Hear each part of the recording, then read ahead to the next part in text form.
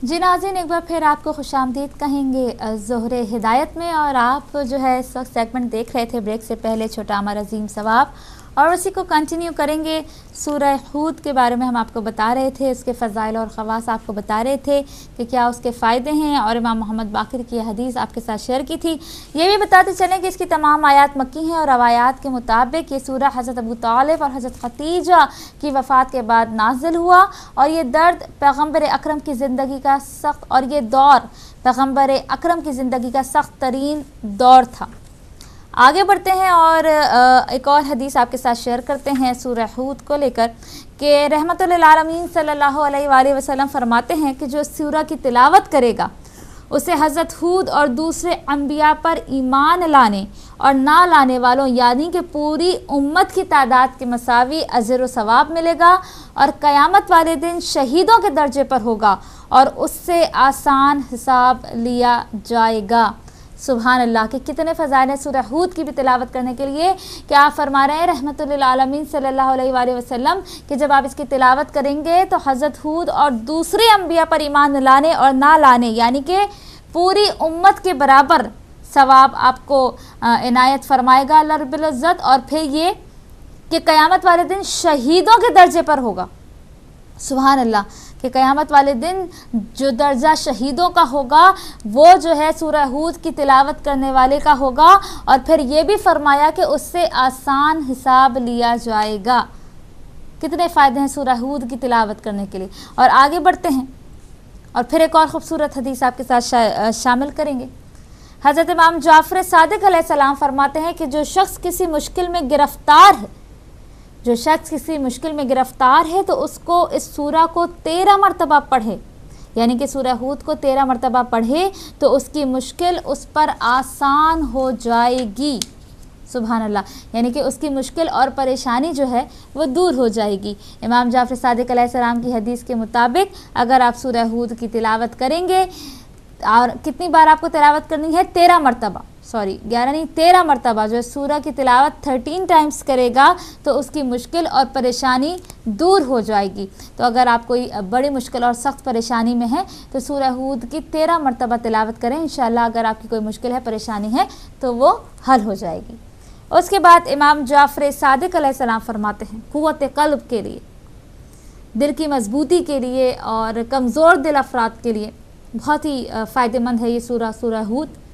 आप फरमाते हैं कि जो भी इस सूरह को ज़ाफ़रान से लिखकर या अर्क गुलाब से लिखकर 3 दिन तक सुबह और शाम पिएगा, अगर तो आप ज़ाफ़रान से लिख सकते हैं वेल एंड गुड, लेकिन आप अर्क गुलाब से भी लिख सकते हैं कि जो भी इस सूरह को ज़ाफ़रान से लिखकर 3 दिन तक सुबह और शाम पिएगा तो उसका दिल कवी और ताकतवर हो जाएगा। सुभान अल्लाह।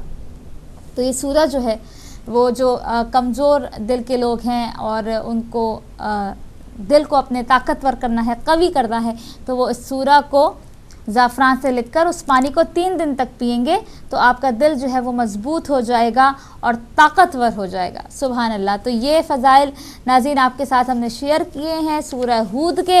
आगे बढ़ते हैं सूरह नंबर 12, सूरह नंबर 12 सूरह यूसुफ़ आपके साथ शेयर करेंगे। बेशुमार फ़ज़ाइल हैं सूरह यूसुफ़। उम्मीद करती हूँ कि आज ही कंप्लीट कर लूँ इसको, क्योंकि 114 कुरान पाक की सूरतें हैं और कितनी मैं रमज़ान में बता पाती हूँ मुझे नहीं पता। जितनी भी शेयर करते हैं उतनी तो ज़रूर करेंगे, बाकी आइंदा सुबह हिदायत में सिलसिला जारी रहेगा। अच्छा, सूरह यूसुफ़ के बेशुमार फ़ज़ाइल हैं। आपको बताएं सबसे बढ़कर ये कि इमाम जाफ़र सादिक़ अलैहिस्सलाम फरमाते हैं कि जो सूरह यूसुफ़ की हर रोज़ या हर शब तिलावत करेगा तो अल्लाह सुब्हानहू तआला क़यामत वाले दिन उसे हज़रत यूसुफ़ के जमाल की मानिंद खूबसूरती में उठाएगा और क़यामत वाले दिन उसे कोई खौफ ना होगा और वो खुदा के साले बंदों में से होगा। और मज़ीद फरमाया कि ये सूरह तो रात में भी नाजिल हुआ है। सुभान अल्लाह। कि अगर आप सूरह यूसुफ़ की तिलावत करेंगे हर रोज़ या सिर्फ शब में आप तिलावत करेंगे तो क़यामत वाले दिन उसे हज़रत यूसुफ़ के जमाल की मानिंद खूबसूरती जो है परवरदिगार आलम जो है इनायत फरमाएगा। क्या ही खूबसूरत बात जो है। और क़यामत वाले दिन उसे कोई खौफ भी नहीं होगा। सुभान अल्लाह। और खुदा के साले बंदों में से होगा। और मज़ीद फरमाया कि ये सूरह तो रात में भी नाजिल हुआ है।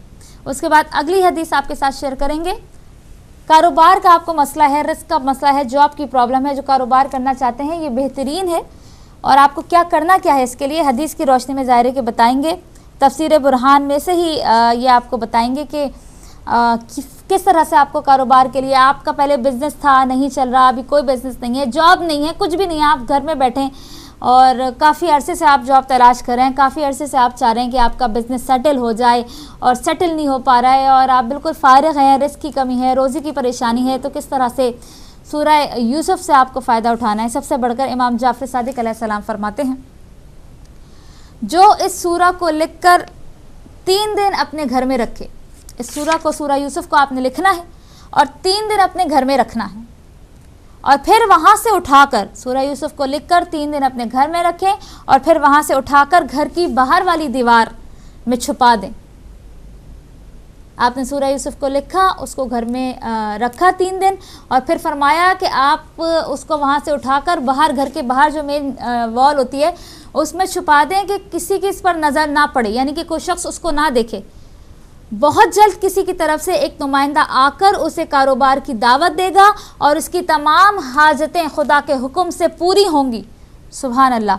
سورہ یوسف کا بہت ہی کاروبار کے لیے اور کوئی بھی حاجتوں کے لیے اور جاب کے لیے, اور اس کا ریفرنس بھی آپ کو دیں کہ تفسیر برہان جلد نمبر 4 صفحہ نمبر 160 میں یہ موجود ہے یہ حدیث, اور اس کے علاوہ بحر الانوار میں بھی ہے, تفسیر عیاشی میں بھی ہے, کافی کتابوں میں بھی یہ موجود ہے.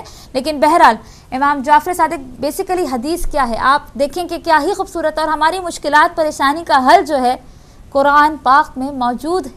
کس طرح سے کرنا ہے, کیا کرنا ہے, احادیث موجود ہے, ان حدیث کو دیکھیں.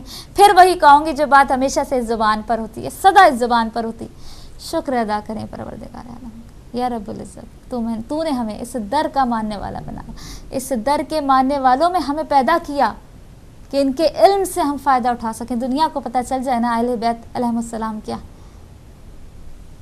دنیا کو اگر پتہ چل, وہی بات ہے نا کہ انسان کو بیدار تو ہو لینے دو, ہر قوم پکارے گی ہمارے حسین.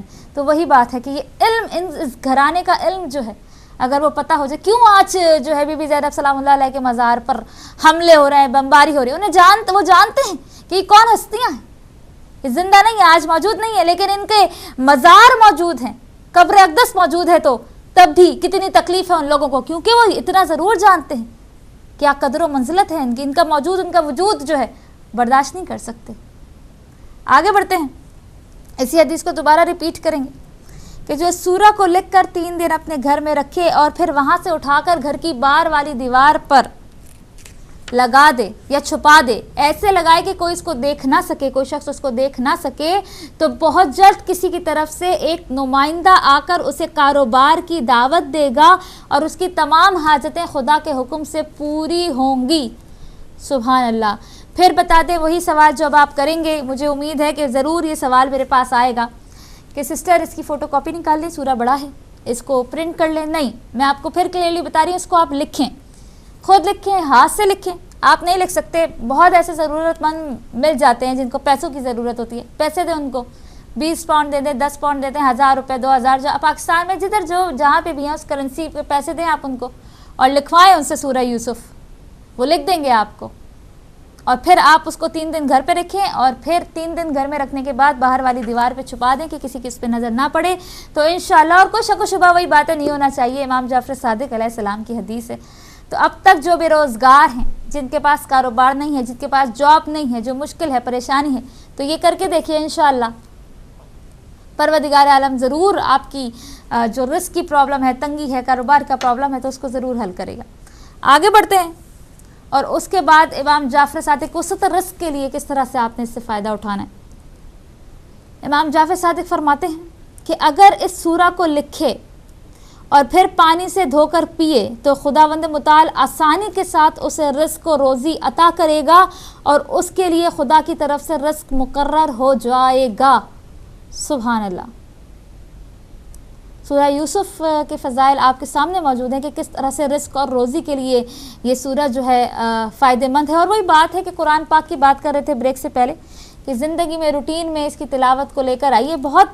بہت ہی جو ہے نا افسوس کے ساتھ کہنا پڑتا ہے, قرآن پاک کے 30 سپارے تب نکلتے ہیں جب برسی ہو. حقیقت ہے 40واں ہوگا, سویم ہوگا, قرآن پاک نکالا جائے گا، اس کو جزدان سے کھولا جائے گا، جی پرسی ہے، چیلم ہے، سویم ہے، قرآن پاک پڑھا جائے. اس کے علاوہ قرآن پاک رمضان کے علاوہ بہت کم ایسے گھرانے ہیں کہ جو کھولے جاتے ہیں. آسمان والوں کو وہ گھر ایسے دکھتے ہیں جیسے ہم کو زمین والوں کو، یہ حدیث میں موجود ہے، زمین والوں کو جس طرح کے ستارے ہمیں دکھتے ہیں نا، اس طرح آسمان والوں کو وہ گھر جس گھر میں قرآن پاک کی تلاوت ہوتی ہے ستاروں کی مانند نظر آتے ہیں. تو کتنے فضائل ہیں قرآن پاک کی تلاوت کے. اور پھر سورہ یوسف کی آپ دیکھیں گے، اگر اس سورہ کو لکھے اور پانی سے دھو کر پیے تو خداوند متعال آسانی کے ساتھ اسے رزق و روزی عطا کرے گا، اور اس کے لیے خدا کی طرف سے رزق مقرر ہو جائے گا. سبحان اللہ. کہیں پہ بھی رزق کی پریشانی ہے، روزی کی تنگی ہے، آپ کریں سورہ کو، انشاءاللہ پروردگار عالم آپ کے رزق میں، روزی میں برکت عنایت فرمائے گا. آگے بڑھتے ہیں. اس کے بعد دشمن پر غلبہ کس طرح سے حاصل کرنا ہے. امام جعفر صادق علیہ السلام فرماتے ہیں کہ جو اس سورہ کو اپنے پاس لکھ کر رکھے تو خداوند تعالیٰ اسے بے حد قوت و طاقت عطا فرمائے. سبحان اللہ.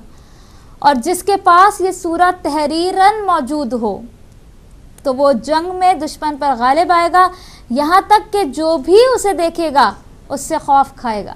یعنی کہ جنگ کی بات آ رہی ہے، عام دنوں میں نہیں کہ میرے پاس سورہ لکھا ہوا ہے تو آپ مجھے دیکھیں تو خوف کھائیں، ایسی بات نہیں ہے.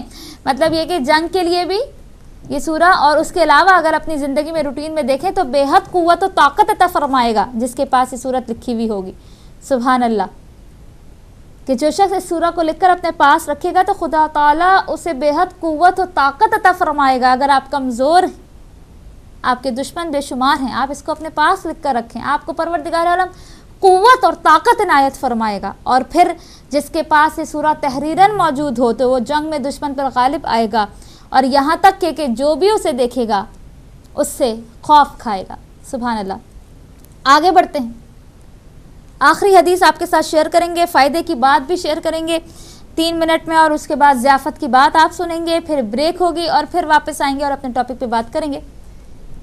نبی کریم صلی اللہ علیہ وآلہ وسلم فرماتے ہیں کہ جو مسلمان سورہ یوسف کی تلاوت کرے گا اسے اپنے اہل و عیال کو اس کی تعلیم دے گا. یعنی کہ نہ صرف تلاوت کرے گا بلکہ اپنے اہل و عیال کو اس کی تعلیم دے گا تو اللہ سبحانہ وتعالیٰ سکرات موت کے وقت اس کے لیے آسانی پیدا کر دے گا. سبحان اللہ. کہ نہ صرف جب آپ اس کی تلاوت کریں بلکہ اپنے گھر والوں کو بھی اس کی تعلیم دیں، اور اس کی تلاوت کرنے کیا آپ بولیں اپنے گھر والوں کو، تو پھر آپ کی جو موت ہے اس میں بڑی آسانی ہوگی اور آسانی پیدا کر دے گا پروردگار عالم. سبحان اللہ. تو ناظرین، یہ فضائل آپ کے ساتھ میں نے بیان کی ہیں سورہ یوسف کے، اور انشاءاللہ قرآن پاک جو ہے بے شک بے شمار فضائل اس میں موجود ہیں. ہر سورہ کے بے شمار فضائل ہیں کہ اگر ہم قرآن پاک پڑھتے ہیں، اس کی سورہ پڑھتے ہیں تو ہمیں کتنے فائدے جو ہے وہ ہماری تمام مشکلات کا حل جو ہے قرآن پاک میں موجود ہے. اور سب سے بڑھ کر احادیث میں موجود ہے کہ کس طرح سے کون سی سورہ کو پڑھنا ہے، اس سے ہمیں کیا حاصل ہو رہا ہے. آپ سورہ یوسف کو دیکھیں، سورہ ہود آپ کے ساتھ بیان کی، سورہ یونس آپ کے ساتھ بیان کی، کتنے فائدے تھے احادیث کی روشنی میں. پہلے جب تک احادیث ہم نے بھی نہیں پڑھی تھی ہمیں بھی نہیں پتا تھا، جب پڑھی کتاب پڑھی کھولا پتہ چلا کہ اتنے فضائل ہیں قرآن پاک کی تلاوت کرنے کے لیے. تو بس میسیج یہی ہے، قرآن پاک کی تلاوت کریں، نہ صرف ماہ رمضان میں بلکہ رمضان کے بعد بھی اس کو اپنی روٹین میں شامل کریں. جس طرح کہ ہم نماز پڑھتے ہیں اس طرح قرآن پاک کی تلاوت کو بھی اپنی روٹین میں شامل کریں. فائدے کی بات جناب، اس دن فائدے کی بات میں 2 منٹ میں بہت جلدی سے بتا گئی تھی، جبکہ جو میری بہن ہے جس کو لکھنا تھا وہ لکھ نہیں سکی تھی، تو میں بریک کا وقت آنے والا تھا اس لیے میں جلدی میں بتا گئی تھی. آج میں آپ کو بتا دیتی ہوں کہ وہ میں نے بتایا یہ تھا کہ ایڑیاں پھٹنے کا بہت زیادہ شکایت ہوتی ہے ایشیا میں، یعنی کہ انڈیا، پاکستان وغیرہ میں. یہاں پہ بھی ہوتا ہے، ہر جگہ ہوتا ہے. آپ کے ہاتھ پھٹے ہوئے ہیں، ہاتھ کٹے ہوئے ہیں یا پھٹے ہوئے ہیں، یا آپ کی ایڑیاں جو ہیں وہ پھٹی ہوئی ہیں، تو آپ نے کیا کرنا ہے، بعض اوقات بہت سی ساری بازار کی کریمیں لگا لیتے ہیں، ڈاکٹر کو بھی دکھا دیتے ہیں لیکن فائدہ نہیں ہوتا ہے. تو گھر میں کس طرح سے آپ کو کون سی ریمیڈی یوز کرنی ہے وہ آپ کو بتا رہے ہیں کہ پھٹی ہوئی جلد کے لیے یا ایڑیوں کے لیے یا ہاتھ کے لیے 1 گلاس عرق گلاب، یعنی کہ پورا 1 گلاس عرق گلاب روز واٹر بآسانی دستیاب ہے، ہر جگہ دستیاب ہے. روز واٹر آپ لے لیں. 2 بڑے چمچے گلیسرین، وہ بھی ہر بڑے سٹور میں آپ کو آرام سے گلیسرین آپ کو مل جائے گی. اس کے بعد 1 لیمو کا رس، پورے 1 لیمو کا 1 لیمن جوس، پورا لیمن کا جوس آپ نے اس میں عرق گلاب میں گلیسرین آپ نے ڈالنی ہے 2 چمچ، اور لیمن جوس پورا 1 لیمن آپ نے اس میں ڈالنا ہے. اس کو آپ نے مکس کر لینا ہے.